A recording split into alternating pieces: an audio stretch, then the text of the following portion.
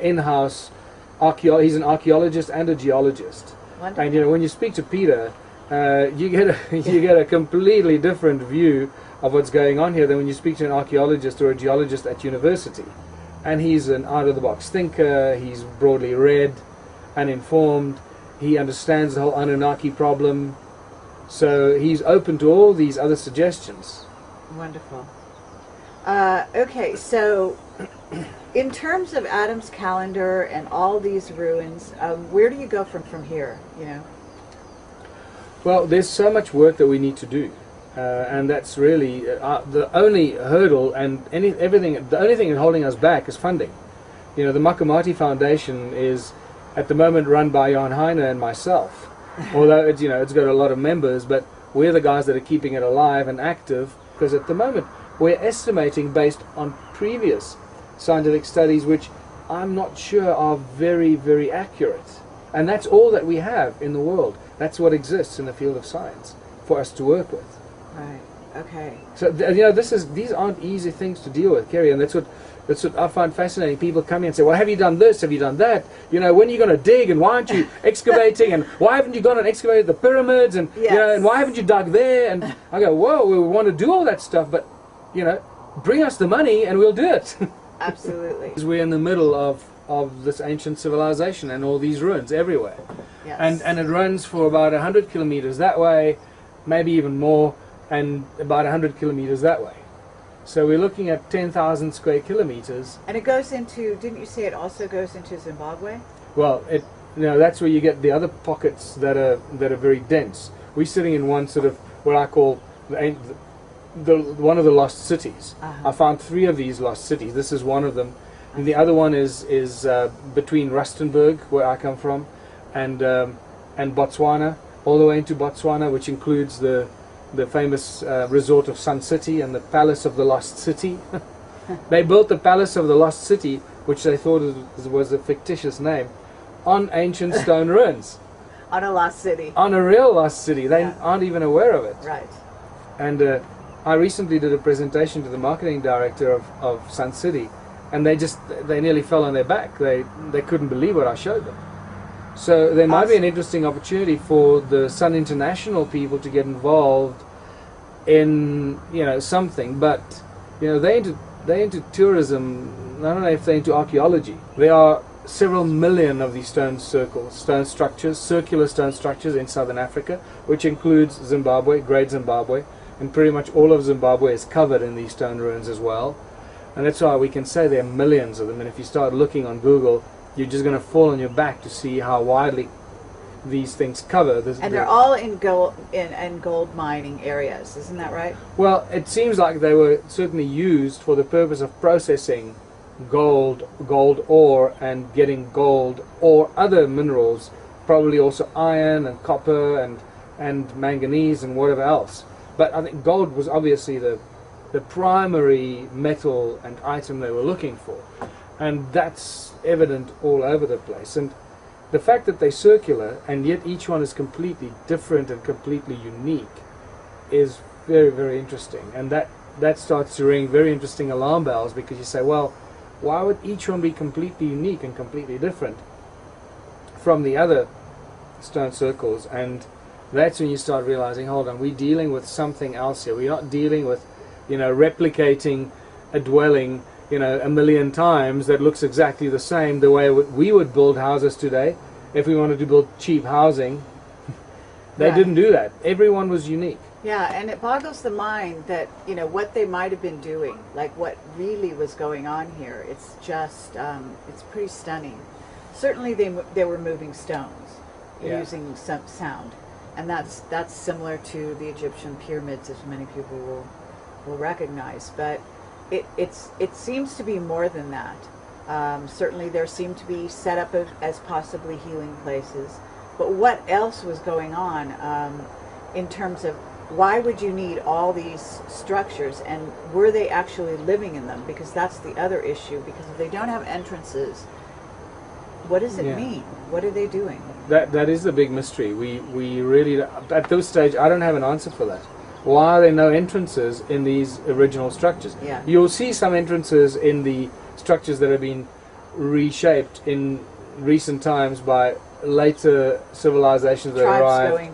Tribes coming through, finding the stone circles and saying, wow, great place, we'll adapt it for our own needs. Right. So then you start seeing the emergence of entrances and so forth. But the original structures that have not been untouched clearly have no entrances and no doors and so forth. And it really boggles the mind why that is so. And that suggests to me that they may not have been dwellings, but they were workplaces. And the walls, therefore, may not have been very high, but it's like, like a fish tank.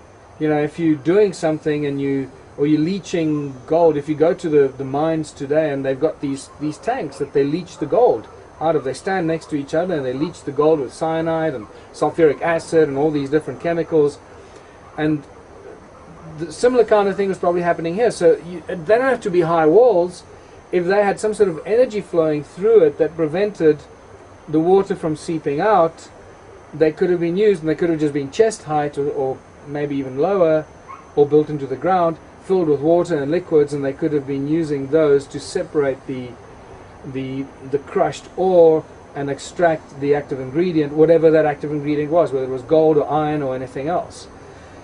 And that's really what has been shown very clearly by a wonderful Zimbabwean geologist, Ann Kritzinger, at the Zimbabwe University, who shows without a shadow of doubt that these so-called slave pits or animal pits, these circular structures, were flotation extraction tanks for gold. And it's very, very obvious from her research. So that is a very strong bit of supporting evidence that we're dealing with an ancient, vanished civilization that were here mining gold. Yes. The mystery of all these stone structures and why they're certain shapes and why they have no entrances, that is just a phenomenal mystery. I believe that it was the sound that they were getting from the earth and amplifying that with the certain structures that they created on top of the surface. And then, as you said, these channels, each one of these original circles had these channels coming into it. Each circle was linked by this channel. And that's spectacular when you see some of these these archaeological drawings of our, forgive me, our ignorant archaeologists, because they come here and they draw these things, they study them for a week. That's, I think, the longest they've ever spent here studying these things. And they give us these beautiful, drawings of these circular stone structures, and they show you that each one of them is linked by like a bunch of grapes. Yes. Each one is linked by a stem to a main artery and a main channel, and then that links over there, that's linked to a bunch of them over there, then it goes over there and it's linked. Everyone is linked without entrances, and they're all linked together. So you start realizing they're like these channels that link them all together are like wires, like wires that connect all these stone circles together. And then you get those beautiful ones with the concentric circles going out, like 3 concentric walls, and a whole huge area of those that have been mapped by these archaeologists. Clearly we're dealing with some sort of a generation of energy and the channeling of energy down all these channels to use for, my guess is, for every and any purpose imaginable. In terms of the Anunnaki themselves, because you wrote slave species of God, right? And it's God with a little g, right? That's very important. Very important. Slave species of God, God with a little g, to make very clear for people and differentiate God with a big G from God with a little g, and the twain shall never meet.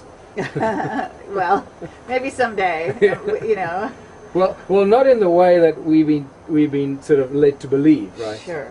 But I have to say, because, of course, Camelot has special interest in the Anunnaki as possibly still being here on Earth and backing up the Illuminati and so on and so forth.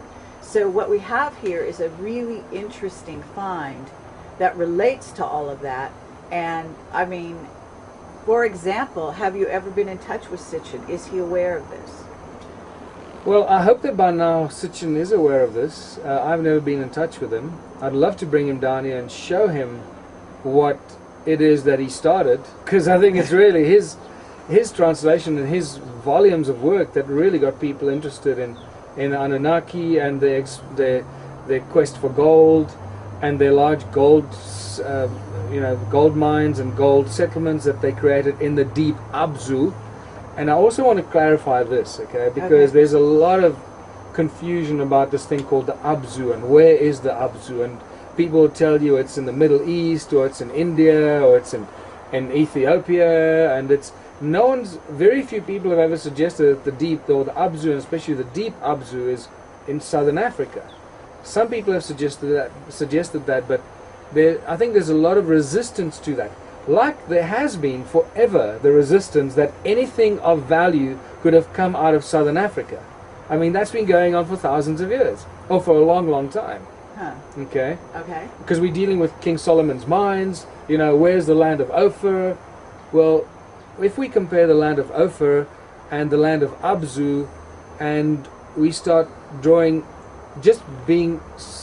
let's try and be logical about this, and apply chronological steps of logic and rational thinking. So if this place called Abzu is where most of the gold in human history has come from, yes, then clearly we're sitting on top of it right now, because you've seen it. This is the place where most of the gold comes from, and it's still coming from. It's right? still coming from here today. Yes. Most of the gold in the world from southern Africa, and if people don't know that, then they're clearly misinformed.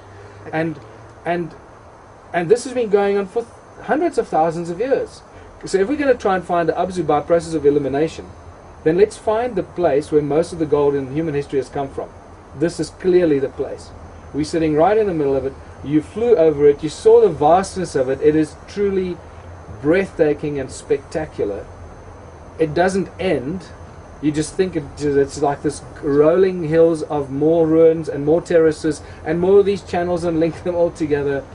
Right, absolutely. So this must be the Abzu, because this is clearly the largest settlement of its kind anywhere on Earth, and was all around the mining of gold. What I had was also that there's stone under there. So I had a very strong sensation that this was also possibly a time travel device, that when it was, all the stones were upright and it was operating, that it was in essence probably doing the same things or very similar things to what Stonehenge and the Great Pyramid are doing. And I think perhaps you've had that same information or feeling about it. Yeah, definitely. Well, we know already that the stones are chosen in all the millions of stone ruins we have here. The stones have been chosen very specifically for their acoustic properties and their harmonic resonant properties, and the acoustic, the way they ring like bells. And you heard that last night at the presentation. When I ring that bell, that one stone, the whole audience goes. They gasp. They really can't believe it. And it's not just one stone; they all ring like that. Yes. If you put it in a specific way and hold it. Obviously, if you hold it the wrong way, you'll deaden, muffle the sound. But if you hold it, bang, and it rings beautifully. Okay, and there's also the premise that the Ankh is native to southern Africa, and that is there's evidence from, I think, even one of my other interviews in which they talk about the Ankh, the use of the Ankh for directing sound energy. So that was its original intention, is my understanding.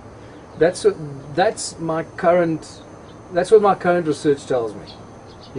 Where this is going to go, I think it's probably going to we're going to find out a lot more. Sure. But currently, it seems that the Ankh is a very important tool in all of human history for the generation of specific frequencies, for use in all different areas of human activities, from generating frequencies for healing, generating frequencies for creating standing waves in stone circles of a specific frequency that you can then convert to another frequency with these sacred stones with the holes in them. And the Ankh, I think, played a very key central role in being the tuning fork and a starting vibrational frequency to kickstart this whole operation here. And also for healing. In Egypt, you see it often in situations, someone holding it up Yes. to your face, to your possibly to your pineal gland or something, which suggests they might have been